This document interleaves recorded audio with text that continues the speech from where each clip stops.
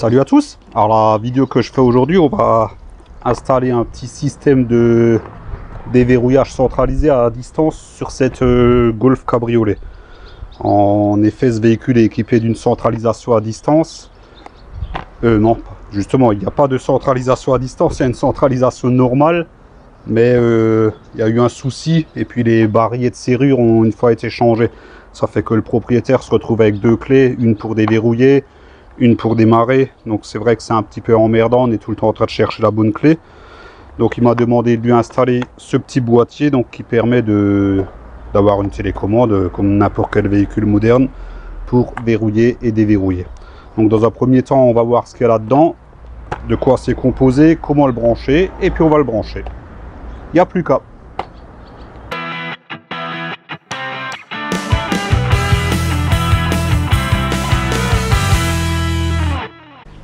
Bon, dans un premier temps, on va voir de quoi est constitué ce kit.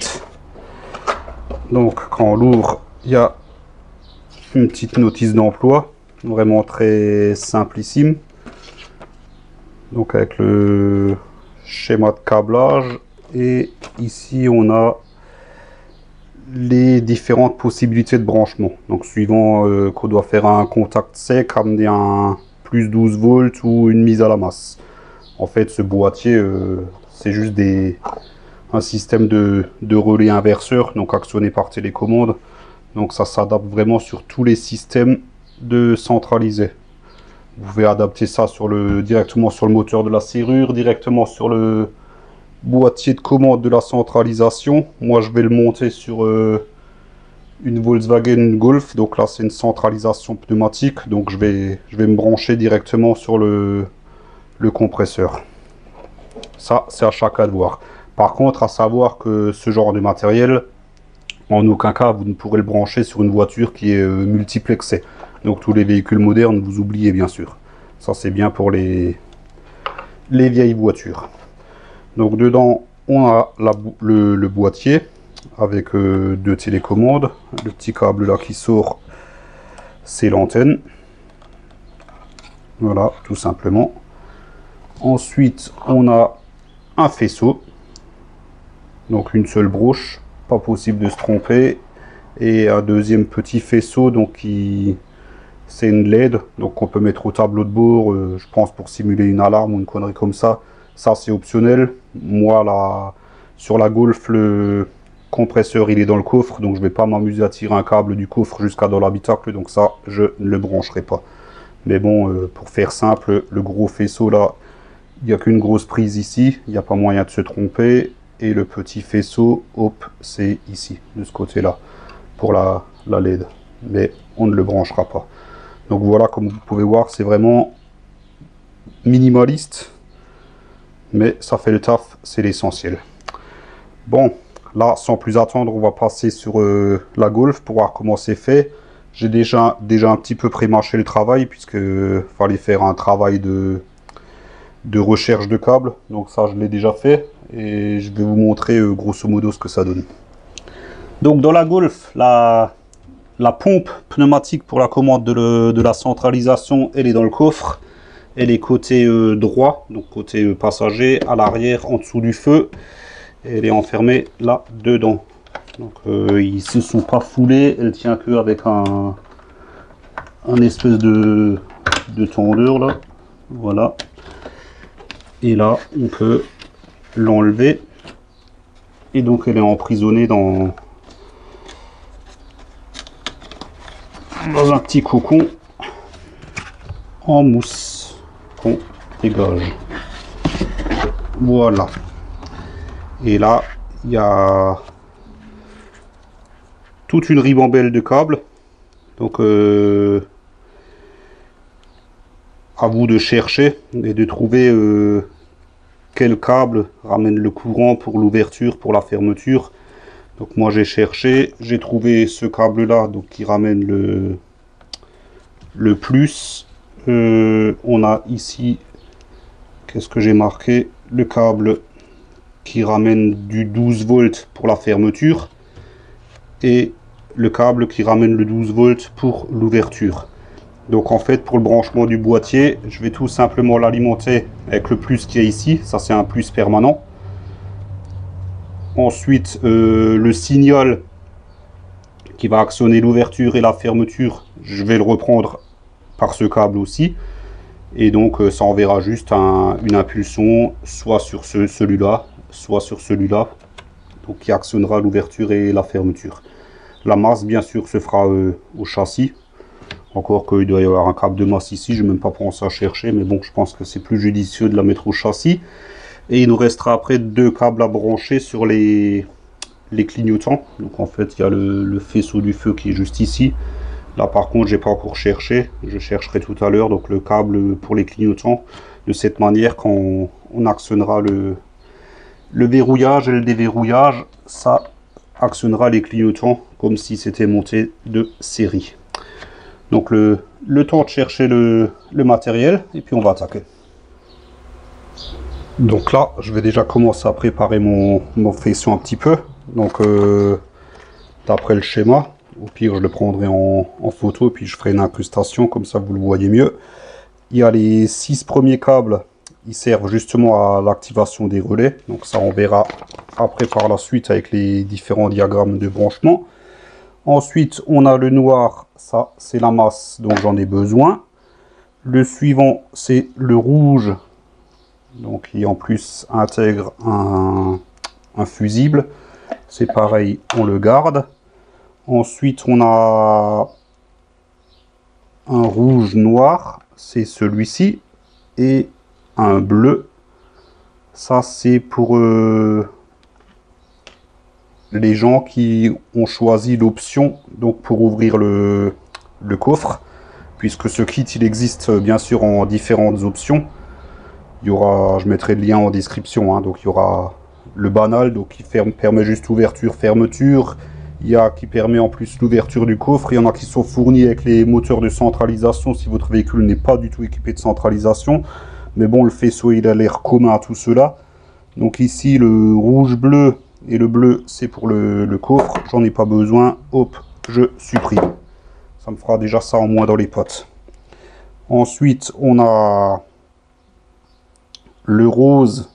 Non, le vert, hop, le vert et le rose.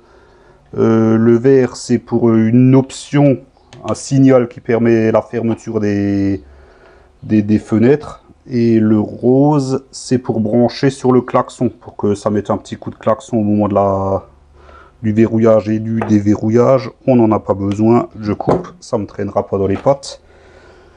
Et ensuite, il nous reste deux brins. Ça, c'est pour les positifs des clignotants. Donc là, du coup, notre faisceau, il est déjà plus facile à brancher puisqu'on se retrouve juste avec une masse, un plus et les deux clignotants. Et là, ensuite, on a nos 6 câbles pour les commandes des relais. Donc ça, on va voir ensemble tout de suite aussi. Donc il y a les... Ouais, c'est un peu... il va avoir du mal à faire la mise au point, mais bon, c'est pareil, je vais le scanner, puis je vous ferai une incrustation. Il y a ici, à côté, le schéma de branchement des relais, et ensuite les différentes possibilités. Donc suivant si on branche sur le moteur, si c'est une fermeture par mise à la masse par rapport d'un positif, enfin il y a différentes options, donc c'est vraiment adapté à toutes les situations. Nous, ce qui nous intéresse dans ce cas-là, c'est ce schéma-là. Donc c'est en fait, on ramène un 12 volts et c'est la télécommande, donc via le petit relais qu'il y a dans le boîtier, qui va envoyer le signal 12 volts sur le moteur. Donc le commun, c'est à chaque fois le blanc et le blanc noir. Donc c'est ces deux-là, on les garde. Le contact normalement fermé, hop, c'est le orange et le orange noir. Il nous intéresse pas, nous ce qui nous intéresse c'est le normalement ouvert. Donc le jaune et le jaune noir. Donc le orange et le orange noir, ils ne nous intéressent pas. Donc je les supprime. Orange et orange noir. Voilà. J'ai quand même laissé un petit mou. Des fois que je me suis trompé, je ne pense pas. Mais bon, on sait jamais. Donc là, notre faisceau, il est quand même vachement plus allégé. Donc on va passer maintenant au branchement. Bon bah ça y est, j'ai préparé mon faisceau. Donc pour faire simple, on a la masse. J'ai mis une cosse à œil, donc je vais fixer sur la fixation du feu qui est juste ici, là en haut, voilà ici. Ensuite on a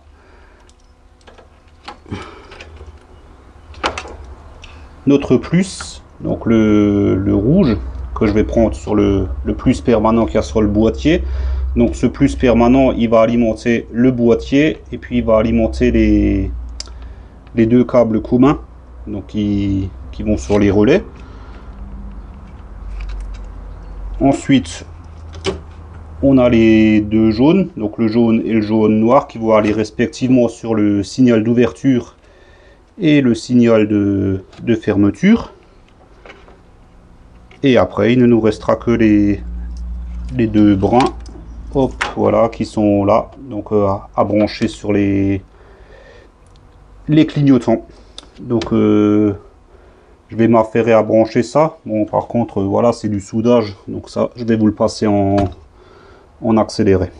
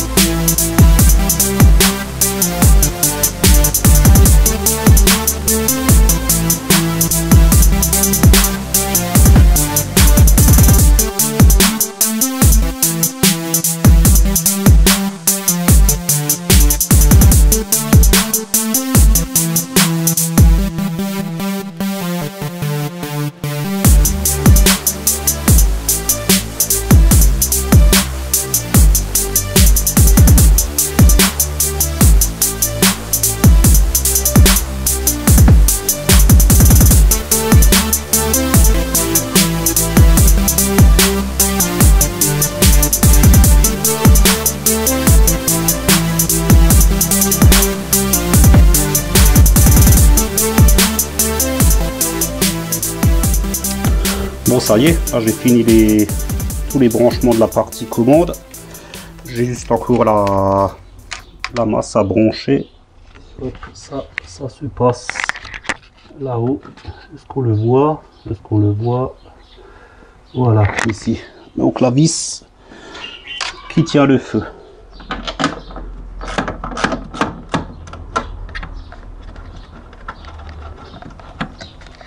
Une petite clé de 8. On enlève les trous. On met notre cosse à œil. Voilà. Et on remet.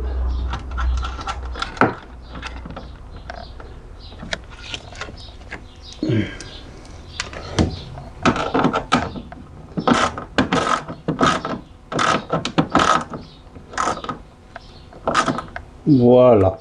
Et là, notre boîtier est pour ainsi dire opérationnel. Il ne nous reste plus que les clignotants à brancher. Donc là, hors caméra, je vais m'amuser à chercher quel câble ça correspond. Et puis on se retrouve juste derrière pour le branchement. Donc là, j'ai localisé mon câble de clignotant hors caméra. J'ai fait ça des deux côtés, bien sûr. Je l'ai déjà coupé, je l'ai déjà préparé. Il ne reste plus qu'à le raccorder. Hop.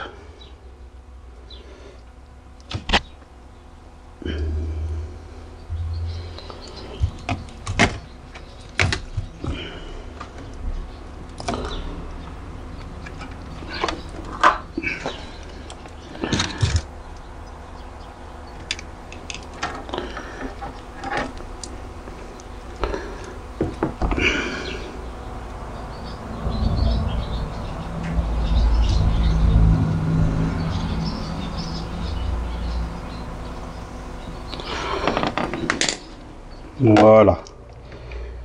Le 1. Le petit bout de gaine thermo qui va bien.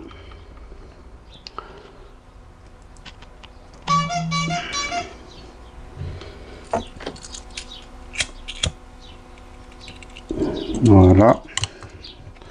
Et par acquis de conscience, comme tout à l'heure, je remets quand même un peu de Chatterton par-dessus.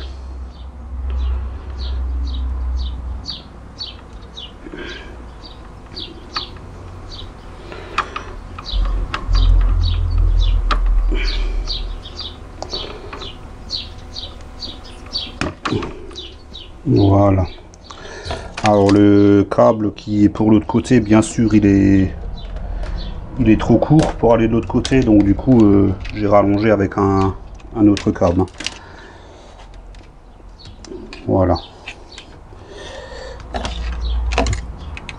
Donc c'est celui-ci. Hop. Il n'est pas encore dénudé.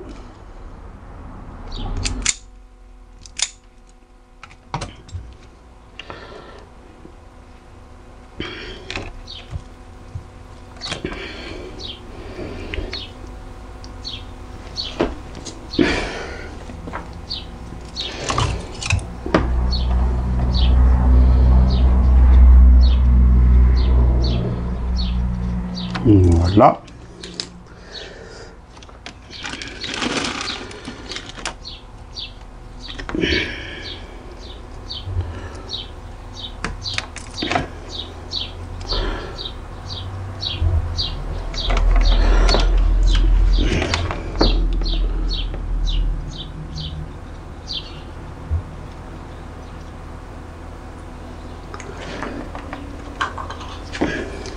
Et voilà.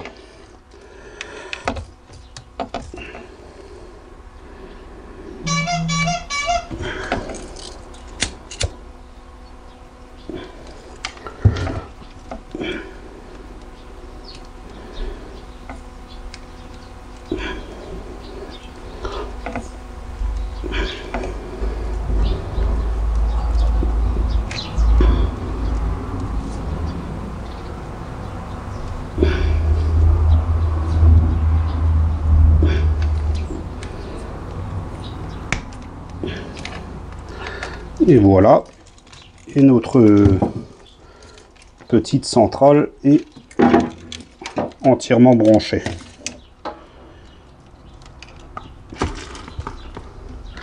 Donc du coup, on peut prendre notre faisceau et le raccorder sur le boîtier.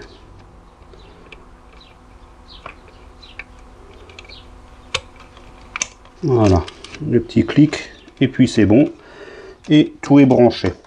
Donc là hors caméra, je vais refaire un petit peu de propre, remonter tout ça, le feu là, tout ça. Voilà, je vais remettre le compresseur en place, je vais caser le boîtier histoire de ranger tout ça un petit peu au propre, et puis on se retrouve juste derrière pour les essais. Bon bah ça y est, j'ai tout rangé, tout mis au propre, j'ai fait un petit faisceau. Voilà, donc tout est installé, tout est prêt. Il ne reste plus qu'à essayer. Et puis il n'y a pas de raison à ce que ça marche pas. Hein. Donc on va voir ça de suite ensemble. Allez hop, c'est parti pour la phase d'essai. Donc là la voiture elle est ouverte. Donc je verrouille.